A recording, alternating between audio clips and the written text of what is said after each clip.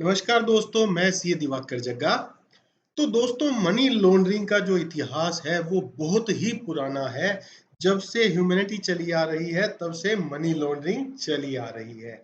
क्योंकि जैसे ही आप कोई भी चीज इलीगल तरीके से अक्वायर करोगे तो उसको लेजिटिमेट करने के लिए, उस चीज को कंज्यूम करने के लिए आपको उसको लीगल करना पड़ेगा।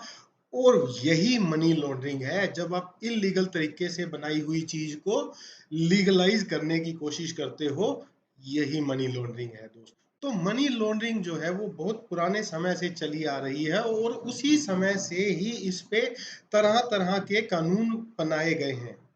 ऐसा नहीं है कि prevention of money laundering act 2002 आने से पहले मनी लॉन्ड्रिंग अलाउड था। मनी लॉन्ड्रिंग उस टाइम भी अलाउड नहीं थी, उस टाइम भी मनी लॉन्ड्रिंग के लिए सजा होती थी। लेकिन दोस्तों, क्योंकि कोर्ट हमारी जो है वो ऑलरेडी ओवरबर्डन्ड होती थी, तो इसका जो सिस्टम है, इसका जो जस्टिस सिस्टम है वो टोटली अलग कर दिया गया और prevention of money laundering act 2002 लेकर आया गया, जिसमें सिस्टम को पूरा अलग कर दिया गया नॉर्मल कोर्ट से। तो दोस्तों, अब आप सोचोगे कि मैं मनी लॉन्ड्रिंग की बात क्यों कर रहा हूं। तो उसके पीछे कारण ये है दोस्तों कि मार्च 2023 में क्रिप्टो पर मनी लॉन्ड्रिंग एक्ट लग गया था।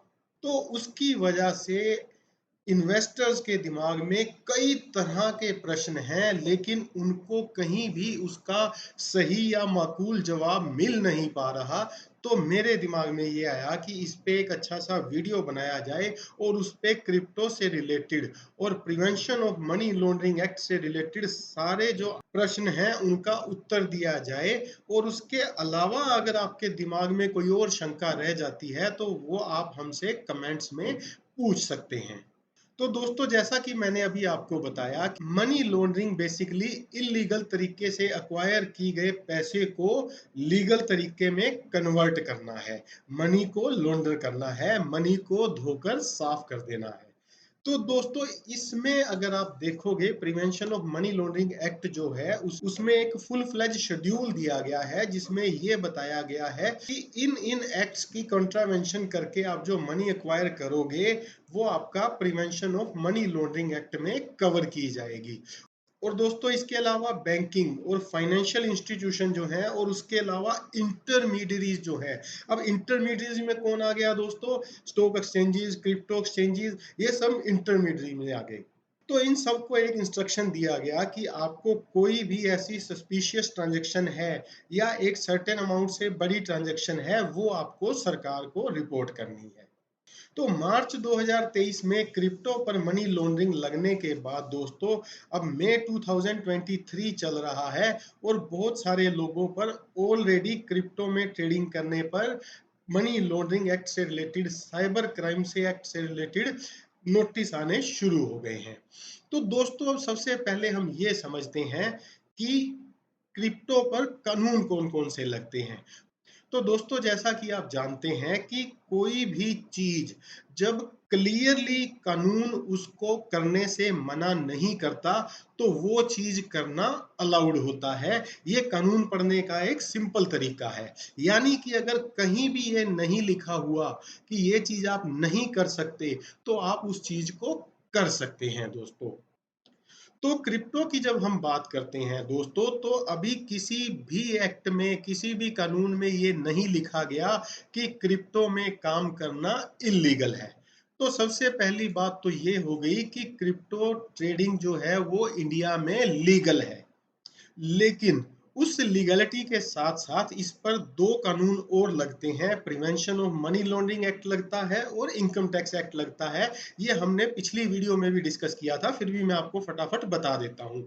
तो prevention of money laundering act लगता है, इसका मतलब आपको बायर या सेलर, आप जिस भी पोजीशन में काम कर रहे हो, आपको सामने वाले का केवाईसी लेना है। और इनकम टैक्स एक्ट में आपको सामने वाले का 1% टीडीएस काटना है और उसको रिपोर्ट करना है। तो ये दो चीजें इसमें इंक्लूड होती हैं। उसके अलावा अब सबसे पहला प्रश्न दोस्तों ये आता है कि क्या हम बाइनेंस पे ट्रेडिंग कर सकते हैं। तो दोस्तों, भारत का कोई भी कानून बाइनेंस पे ट्रेडिंग करने से मना नहीं करता है। तो इसका मतलब आप बाइनेंस पे ट्रेडिंग कर सकते हैं। लेकिन prevention of money laundering act ये बोलता है कि जिसके साथ भी आप ट्रेडिंग कर रहे हो उसका केवाईसी आपको लेना है। तो अब जहां आप क्रिप्टो बाय या सेल कर रहे हो और सामने वाली पार्टी कौन सी कंट्री में रिजाइड कर रही है आपको पता नहीं है, आप उसका केवाईसी नहीं ले सकते हैं। तो उस एंगल से जब हम देखेंगे दोस्तों, तो प्रैक्टिकली बाइनेंस पे ट्रेडिंग करना फिजिबल नहीं है, क्योंकि आप सामने वाली पार्टी का केवाईसी नहीं ले पाओगे। तो दूसरा क्वेश्चन ये आता है दोस्तों कि क्या बाइनेंस P2P में हम ट्रेड कर सकते हैं? तो बाइनेंस P2P में ट्रेड करने के लिए जब आप बाइनेंस P2P के INR सेक्शन में जाते हैं दोस्तों, तो वहां पे आपको सारे इंडियन ट्रेड करते हुए मिलते हैं। तो यहाँ आप ट्रेड कर सकते हैं दोस्तों, लेकिन जिसके साथ आप ट्रेड कर रहे हैं उसका आप केवाईसी ले लोगे, रेजिडेंस प्रूफ और आईडी प्रूफ उसका लोगे, और उसके अलावा इनकम टैक्स एक्ट के अकॉर्डिंग उसका आप टीडीएस काटोगे। अगर आप ये दो काम कर देते हो तो 100% आप ये ट्रेडिंग कर सकते हो। फिर दोस्तों एक और प्रश्न जो उठ के सामने आता है वो है कि क्या हम वॉलेट में ट्रेडिंग कर सकते हैं? तो दोस्तों आप वॉलेट में भी ट्रेडिंग कर सकते हो, लेकिन वॉलेट में जब आप ट्रेडिंग करते हो तो उसका तरीका थोड़ा डिफरेंट होता है। मान लीजिए आप मेटामास्क या ट्रस्ट वॉलेट में काम कर रहे हैं, तो उसमें आपके सामने काउंटर पार्टी नहीं होती है। वॉलेट में जब आप बाय सेल करते हैं दोस्तों, तो वहां एक कॉमन पूल बना होता है। आप अपनी एसेट वहां से जमा करके और जो एसेट स्वैप कर रहे हो वो वहां से ले लेते हो। तो इसका मतलब जब सामने कोई पार्टी ही नहीं है तो उसका आप केवाईसी कैसे करोगे, उसका टीडीएस आप कैसे काटोगे? अब ये दो काम करना भारतीय कानूनों के अनुसार जरूरी है, तो आप ये नहीं कर पाओगे तो वो भी अलाउड नहीं है। अब तीसरा प्रश्न ये आता है दोस्तों कि ये जो इंडियन एक्सचेंज है इनमें हम कर सकते हैं? 100% इनमें हम कर सकते हैं, ये बात आप भी जानते हो।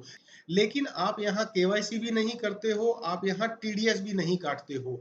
तो यहाँ मैं दोस्तों आपको क्लियर कर दूं कि ये दोनों काम आपके बिहाफ पे इंडियन क्रिप्टो एक्सचेंज खुद कर रही हैं। लेकिन एक चीज का ध्यान रखना आपको जरूरी है दोस्तों कि ये आपकी जिम्मेदारी है, या ये आपको इंश्योर करना है कि सामने वाले का जरूरत पड़ने पर केवाईसी मिल जाएगा और उसका जो टीडीएस है वो प्रॉपर कट के जमा हो रहा है।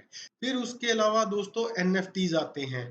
अगर आप किसी आर्टिस्ट से सीधा एनएफटी परचेज कर रहे हो दोस्तों, तो आप उसका केवाईसी ले सकते हैं, उसका टीडीएस काट सकते हैं और ट्रांजैक्शन को कर सकते हैं। अगर आप किसी प्लेटफॉर्म से ट्रांजैक्शन कर रहे हैं, मान लीजिए आप ओपन सी से ट्रांजैक्शन कर रहे हैं, तो वहां फिर केवाईसी का और टीडीएस का इशू आएगा, क्योंकि जो सामने वाला आर्टिस्ट है वो किस कंट्री का होगा आपको पता नहीं है। तो अब इसमें एक चीज और आती है दोस्तों कि क्या हम इंडियन क्रिप्टो एक्सचेंज से क्रिप्टो खरीद कर बाइनेंस पे ट्रांसफर करके उसको स्टेक कर सकते हैं? तो दोस्तों मेरा ये मानना है कि ये चीज के लिए कोई भी भारतीय कानून मना नहीं करता है। तो इसका मतलब आप इसको कर सकते हैं। आप यहाँ कोई सेल परचेज नहीं कर रहे हैं, आप अपनी क्रिप्टो को इंडियन क्रिप्टो एक्सचेंज से फॉरेन की क्रिप्टो एक्सचेंज पे ट्रांसफर कर रहे हैं और वहां पे उसको स्टेक करके कमाई कर रहे हैं, जिसपे आप बाद में 30% टैक्स देंगे दोस्तों। तो उसमें आप कोई बाय सेल नहीं कर रहे हो, तो उसके लिए मेरे हिसाब से आपको जो है कोई दिक्कत नहीं आनी चाहिए।